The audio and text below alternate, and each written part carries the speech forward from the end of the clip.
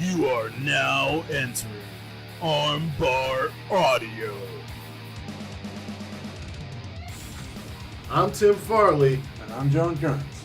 and this is a special edition of Armbar Audio. On the phone right now, we have professional wrestler Zoey Skye. Zoey, how are you? I'm doing great. Thanks, guys, for having me. Oh, thanks for coming on. So, we'll get to the beginning of everything.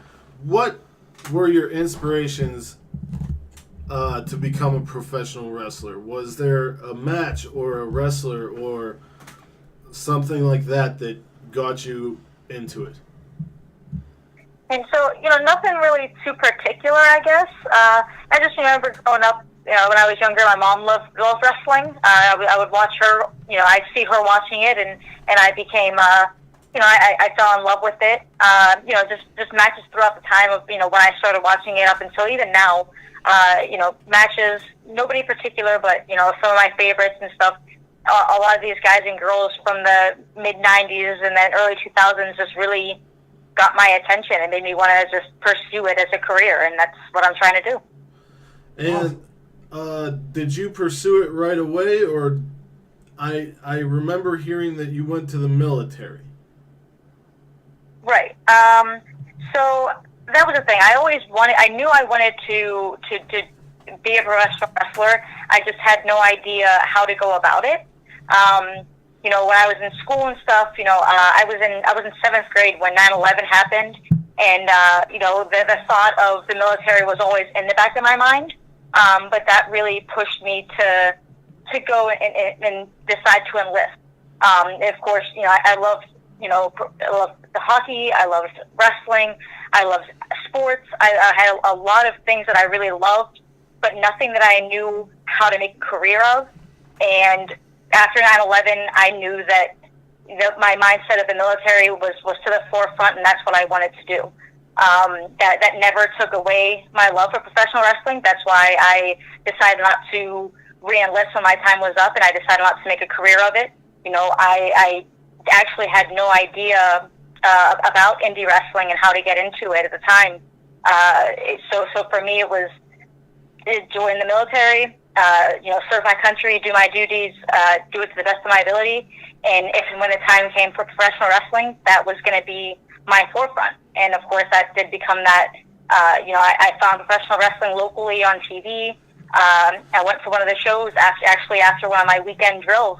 I left my unit on a Sunday afternoon and went right over to the west side of Cleveland to check out this professional wrestling company. And I started training maybe a month or so after that. So everything just kind of fell into place. Nothing really was for sure or guaranteed. It just kind of happened. Well, that's good, and we certainly thank you for your service. Yes. You said you were in the 7th grade when I lived there. I was in 6th, so we're probably close to the same age then. Yeah, I was in 7th. Right, yeah. Yeah. Or 8th. I don't remember. But I remember the day. Right. I remember everything that happened that day. Mm-hmm. Yeah. I actually watched Stone Cold Steve Austin and The Rock the night before on Raw, and I fell asleep in my parents' bed because I was sick. Huh. Yeah. And It's then, funny how we remember these things like this. It's funny, especially when it comes to wrestling in that sense. I'm sure I watched that same show, but I definitely I don't remember that compared to sitting in my history class watching these planes at these towers. So Right. Everybody has their thing they remember, and it's just crazy that we all have that something. yeah, absolutely. I just remember everything in it. I didn't go to school that day. Oh wow! Yeah, so I woke up to my mother crying, and I was like, "Why are you crying, Mama?" Yeah. It's insane. I was sitting in homeroom when it happened, and they canceled all classes that day, and we all just kind of stayed in homeroom the whole day. Yeah. Well, anyway, so where did you train, and who did you train under? So many people who pay attention kind of know. I trained actually just over 12 years ago. I started training at Cleveland, Ohio under Cleveland All Pro Wrestling. The company itself no longer exists, but I know that there's still some YouTube of some CAPW shows and so forth. My initial trainer at the time was JT Lightning. It wasn't too long after that he started to slowly to hand over the classes to Johnny Gargano and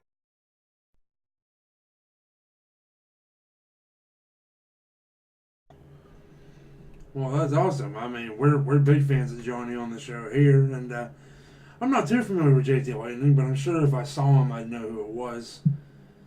So yeah, what I was definitely recommend looking him up. He's definitely he's a very old school wrestler of the matches you can put. I'm sure you can find of him. He passed away a few years ago of cancer, but just me, like I didn't know anything about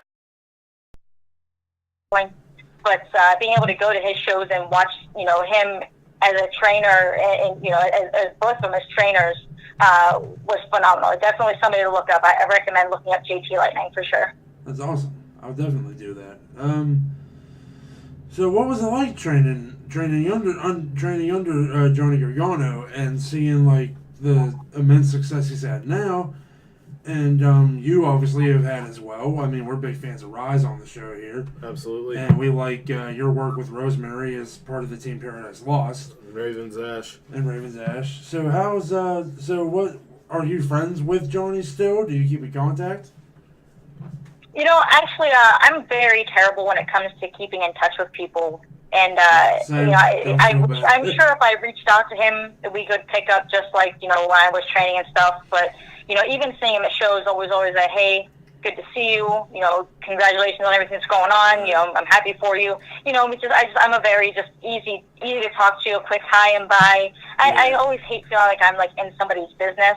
But I mean, just from meeting him, to the way I saw him, we go for training and we do our drills and we do all of our stuff and, we'd spend some time after class, or later in the class to just learn new things and work on new stuff. And you could tell he was only, I think, maybe 19 when I started training when I was 18. I think he may have been like 18, 19, and he already had a huge knack. He knew what he was doing, and you could tell that he was going to go somewhere. It was just a matter of time, and he did tons of things. He wrestled overseas, Ring of Honor, big companies, big promotions.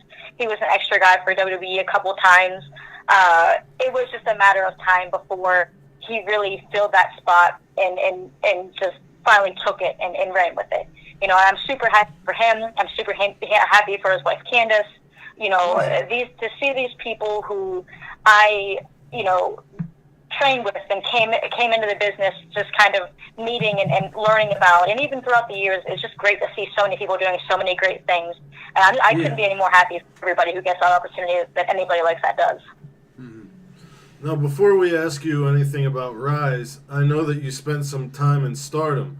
When was that, and how was the experience?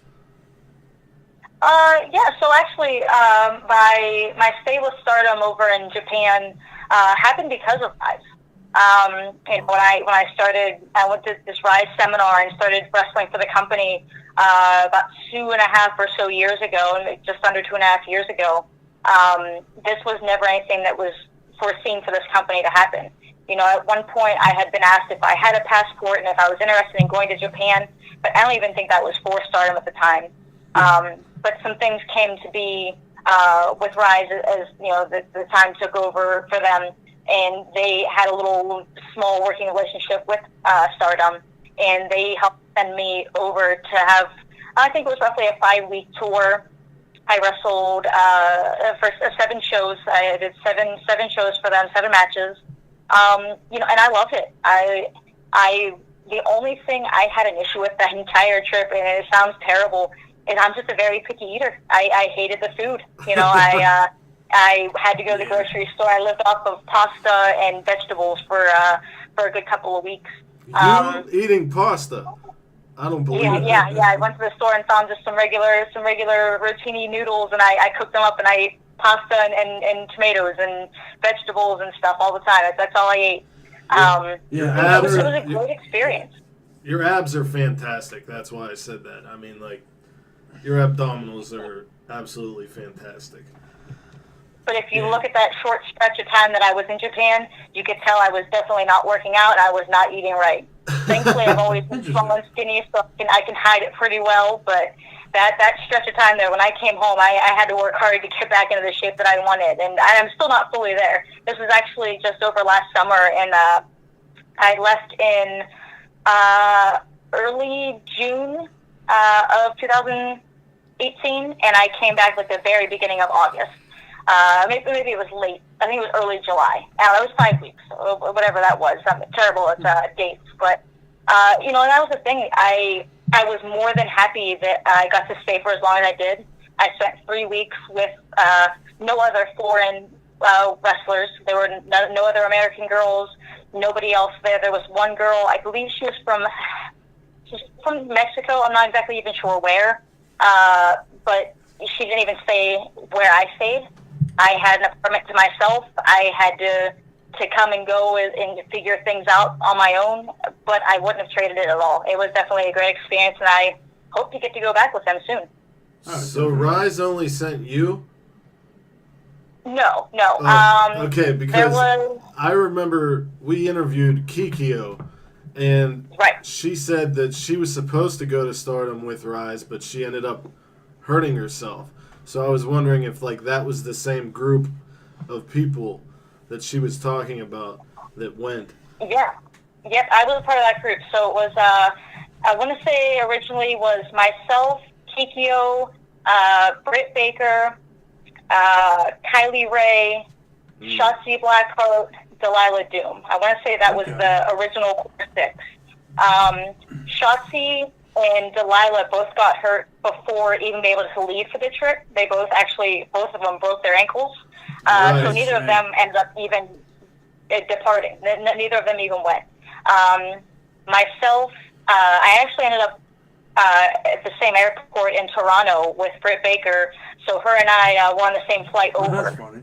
Myself, Britt, Kikyo, and Kylie Ray were all there on the same day. Their stays weren't as long.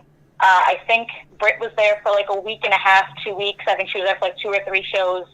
Kylie was there for maybe 3 or 4. Everybody ended up leaving like the same day. They all stayed for about 2 weeks or so. Kikyo ended up getting hurt the first show before the show even happened. She got hurt, so she ended up changing her flight and she came home. So everybody either didn't make it or left at the same time that I was there by myself for 3 weeks. So that had to be around the time of Rise of the Knockouts, right? I believe that was right after we came home. That sounds about right. Yeah, because I remember on that show, Shotzi and Delilah were supposed to wrestle, or one of them was supposed to wrestle Mercedes, and they had to double time Tessa. In that show, I believe you and Raven's Ash won the inaugural Guardians of Rise championship. Yeah, that sounds about right. Yeah, that title belt's just chilling out right here in my house. So yeah, if they still have them, cool. Don't plan on losing it anytime soon.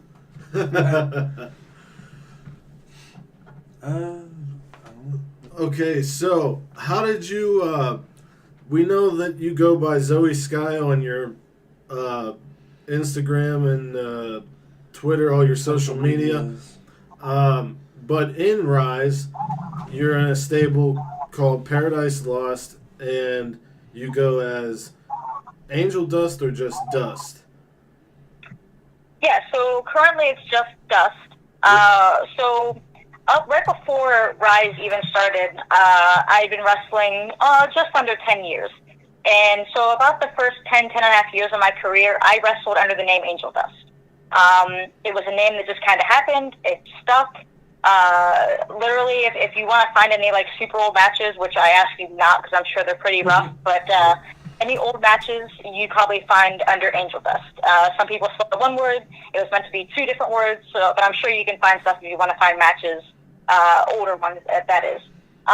So then with Rise and the transition and getting an opportunity to wrestle for some more well-known women's promotions and just bigger and better things, I finally thought it was time to just finally just go and change my name.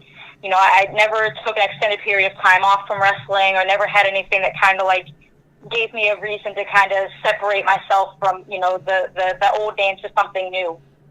So actually, the Zoey Skye name just kind of took form.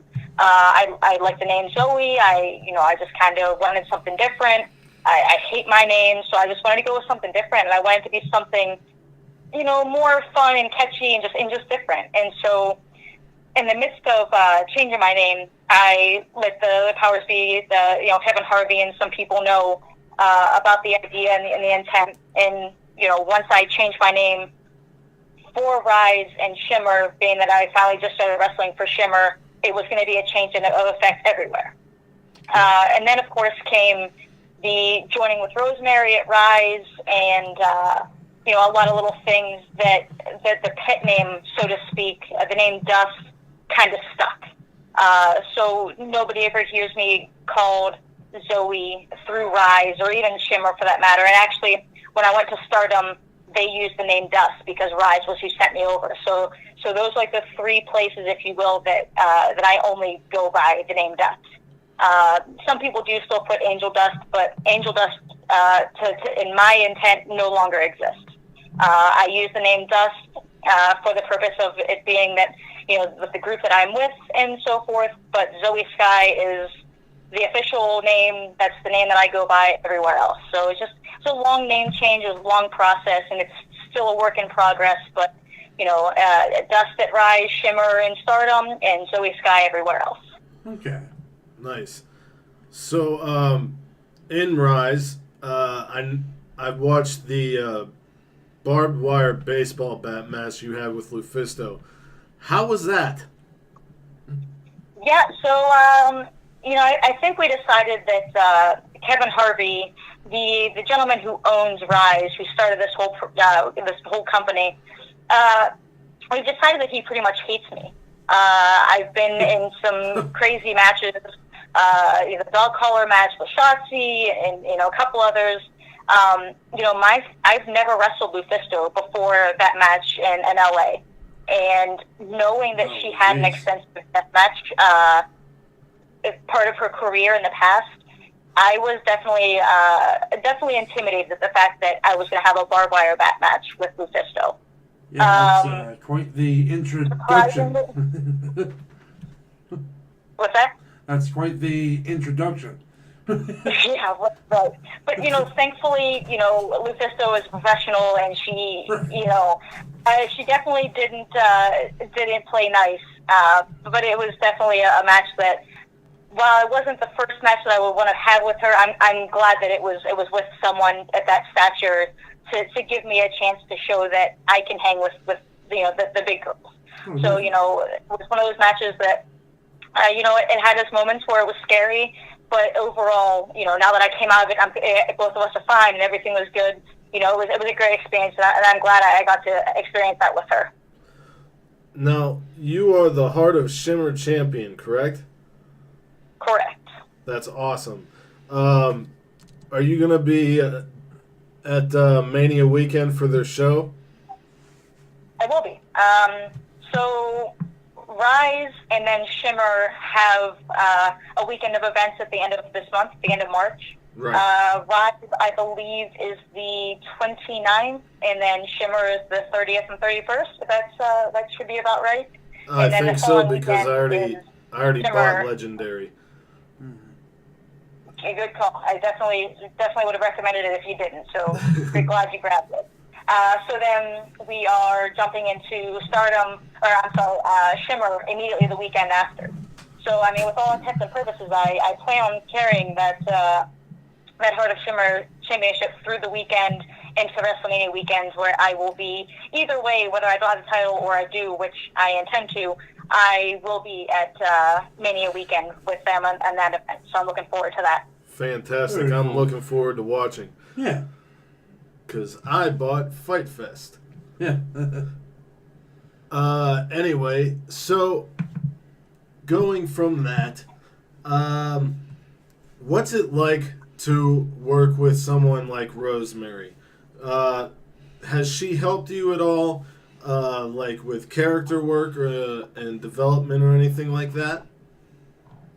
Yeah, sure. I wish that I could just really, literally just take her everywhere. That backstage rule, she has such a great mind for wrestling as a whole, but she will even claim that it doesn't have the greatest mind when it comes to wrestling. Her stuff is all character work and the extra stuff. But overall, wrestling, character, behind the scenes, in front, everything that it comes down to with professional wrestling, she gets. And you can tell just by watching her. But she has, she's helped me a lot. I know I can go to her if I'm unsure about something, or I feel like, if I feel like I'm being goofy, or I feel like I should be one way, should I be this way or another way? She's a great mind to have in any backstage, any locker room area, but especially to be alongside her to really get that feel from her and that character, in front of a crowd, in front of a camera, just anywhere. It's a great experience, and I wish that I could get that opportunity more, because I feel like I could learn so much from her. Yeah, she seems to know what to do when it comes down to like theatrics and character work, because I don't know if anyone is above her in that area, and that goes for males either. She's pretty fantastic with that. So who is your favorite opponent thus far? Oh man, I probably had a couple. Up recently until she got signed with NXT and then WWE. I loved Heidi Lovelace, who is now Ruby Riott. Her and I didn't have a ton of matches together, but in a short couple of years there, we seemed to find a little spurt, a show here or there. We'd be able to get an opportunity to wrestle each other. Sometimes not even always in singles, sometimes in tags or triple threats or so forth. But we had a mind. We had that chemistry. And I loved tagging. Not tagging. I loved wrestling with her. I just knew that when I saw her name on the sheet next to mine, that there was going to be something I could enjoy. It would bring a different side of me out and make me immediately more comfortable, no matter what we decided was going to happen. And since then, I don't have a problem wrestling anybody. I'll step in the ring with anyone. But it's always great when you have somebody with that chemistry. And currently, that other person right now has got to be Samantha Heights. Sam, she gets it. She doesn't get as much notoriety as she probably deserves, and so forth. She's still pretty young. I think she's only hit maybe 5 years or so in the business. But, she trained down at the OI Forte school with Dave Christ and so forth. So she, you just that alone, you know that she knows what she's doing. But again, when I see her name on the sheet next to mine, I know that I can get uncomfortable and I can do some things that I couldn't necessarily do or trust somebody else with. And I think those two girls are probably the two people who I will forever love to have their name, sitting on a flyer next to me. I love working those two girls. Very cool. How about anybody that you haven't had the chance to work with yet that you would like to? Surprisingly, I'm sure there's 1,000 of them.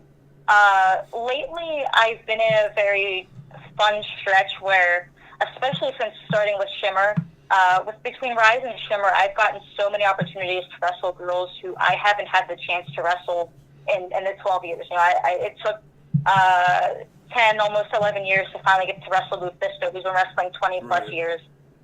Same thing, about 11 years in before I was finally an opportunity to wrestle Mercedes Martinez, who has been wrestling for 20 plus years. I would love an opportunity to wrestle like a cheerleader Melissa. I know she probably wrestles circles around me, but just for that opportunity, that learning experience would be fantastic. Of course, there's so many girls overseas. I've had the luck of wrestling with Kaylee Ray and Shawza McKenzie.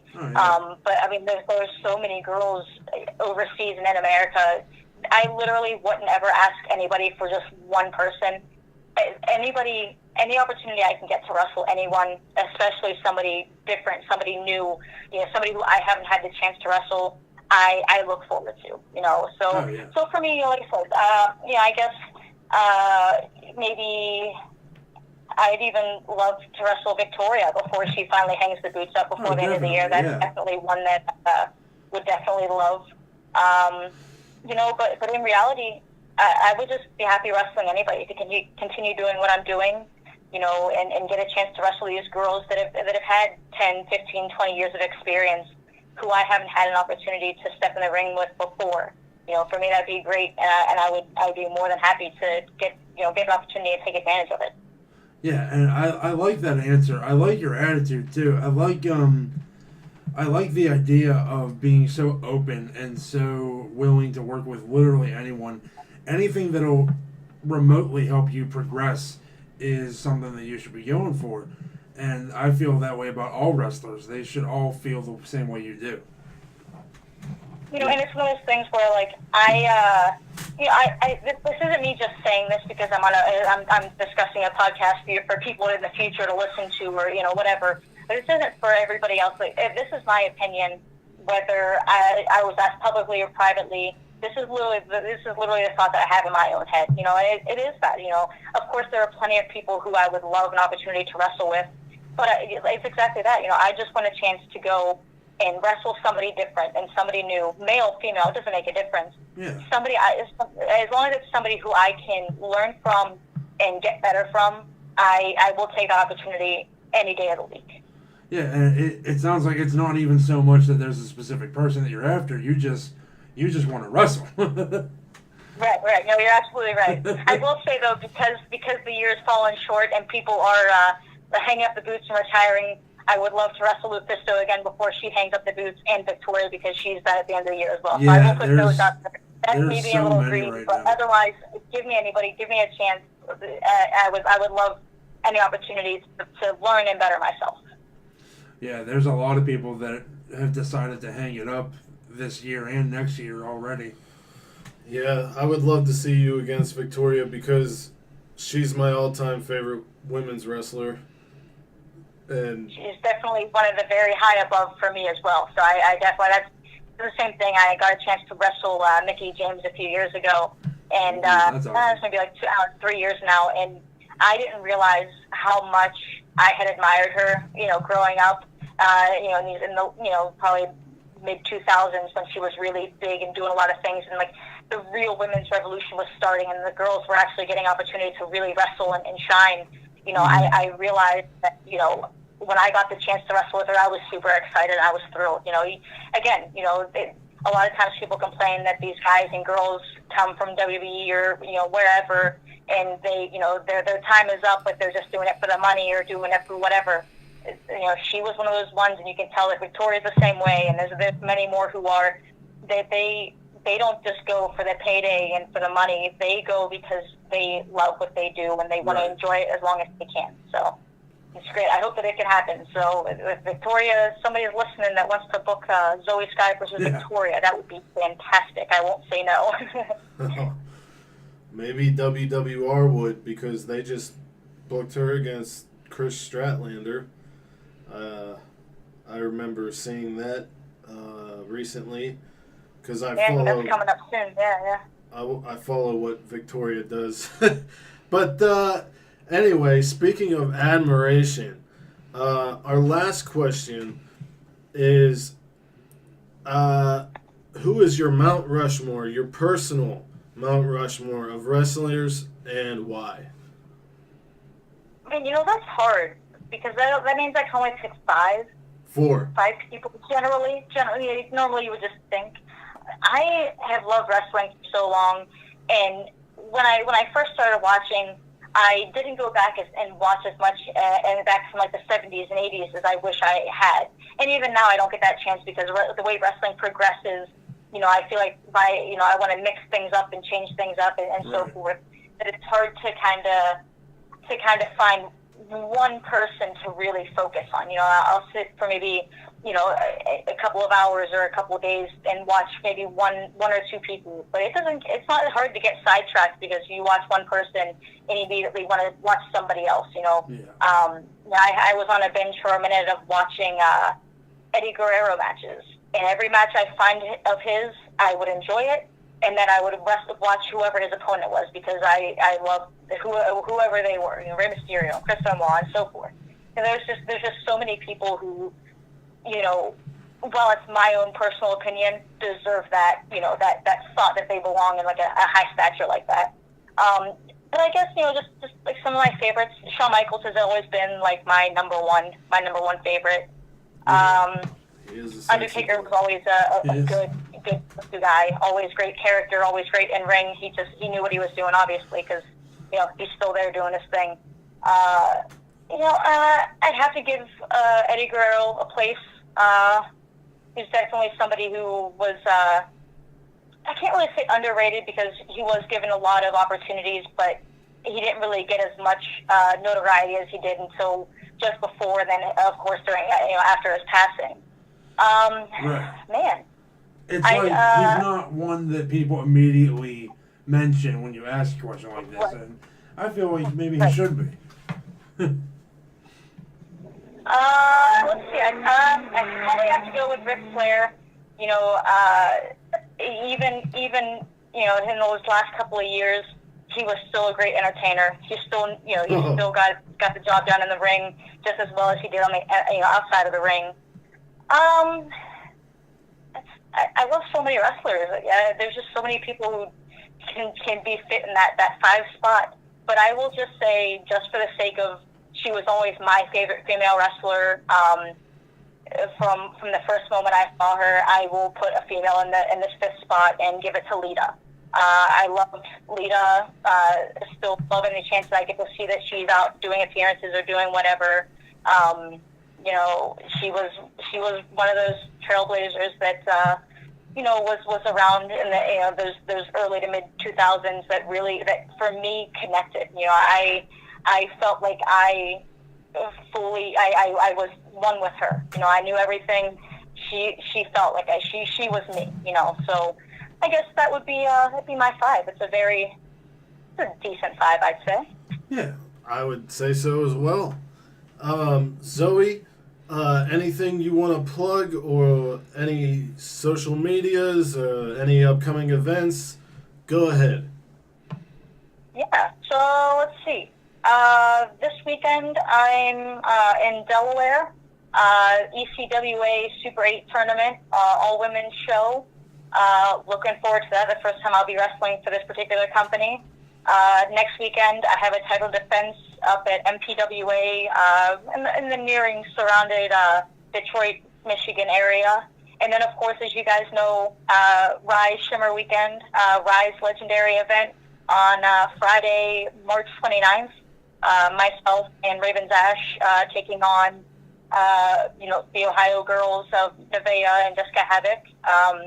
Definitely looking forward to that. And then, of course, you know, Shimmer Weekend, get to enjoy that, followed immediately by WrestleMania Weekend. On Friday, I have 2 shows, one with Shimmer, and then I think it's at noon, and then at 4 o'clock, I'll be wrestling for Stardom, my return match with them here in the States. Yeah, my social media, I've got my Facebook and Instagram are Zoey Skye Official, ZoeySkye and Official. And then Twitter is Zoey Skye Pro. So if people can follow me there, I post merch, upcoming dates, and so forth on there. So if anybody has any questions, reach out to me there. All right. Thank you so much for your time, Zoe. No problem. Thanks, guys, for having me. Absolutely.